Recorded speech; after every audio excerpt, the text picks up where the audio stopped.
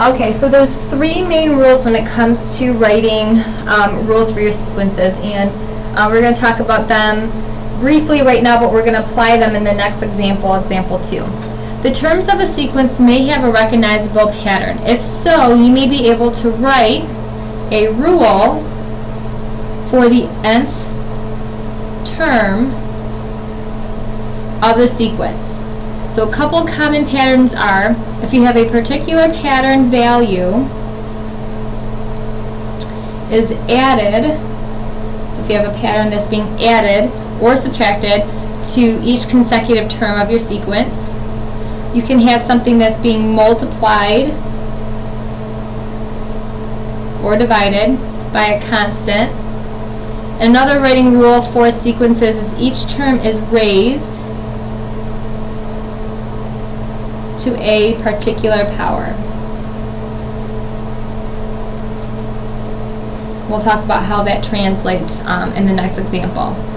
But the main common patterns are you've got them being added, multiplied, or raised to a particular power. Those are some common ones that we're going to look for in example 2. So in example 2, we're given a sequence here. So for the sequence, we want to describe the pattern, we want to write the next term, and we want to write a rule for the nth term. Okay, so in this case, we have a sequence that's given. So from 3 to 4, from 4 to 5, from 5 to 6. I'm noticing what we call a pattern. Okay, so that's our first step. Step 1 is we want to find the pattern.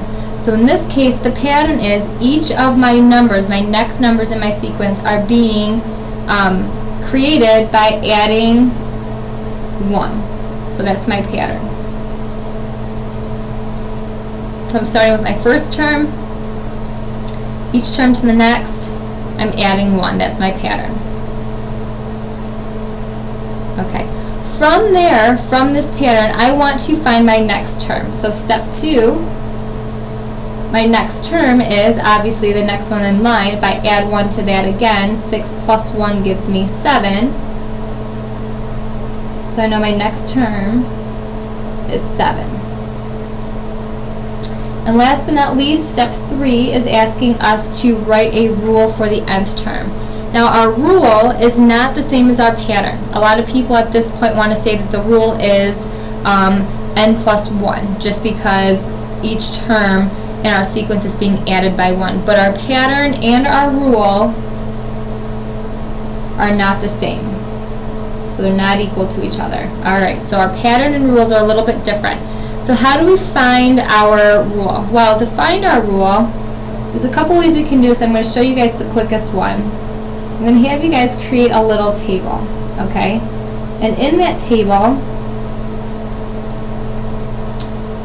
we are going to put up top is going to be our n, and down below is going to be a sub n.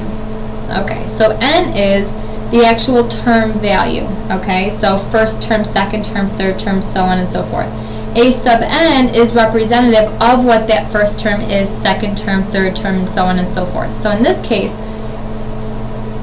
this number represents my first term. I'm going to put this over here, term. Okay, so my first term is 3. So down here, this is actually my sequence numbers. Okay. So my second term is 4. My third term is 5. My fourth term is 6. My fifth term obviously is the one we found next, which is 7. And I can even go one more if I need to. I just have an extra space. So I know my sixth term is going to be one more than my previous one, which will give me 8. I don't have to find this out if I don't want to, but I had extra space that's there. My rule tells me if I plug my top numbers in, I have to get my bottom numbers out. So my rule is not going to be my pattern, but my rule is going to be if I plug something in, I have to be able to get the bottom number back out. Okay, so if I start with my first term, how do I go from 1 to 3? Well, there's a couple options. I could go 1 times 3 gives me 3, 1 plus 2 gives me 3. There's a couple of options there, but my rule has to work for all of my columns.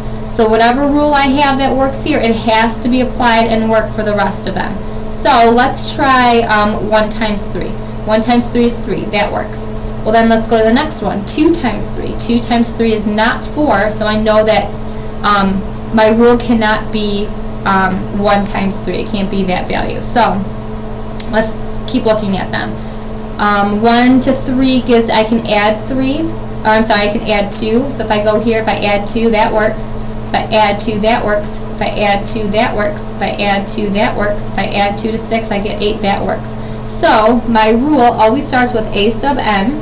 Okay, so that a sub n always starts off our rule.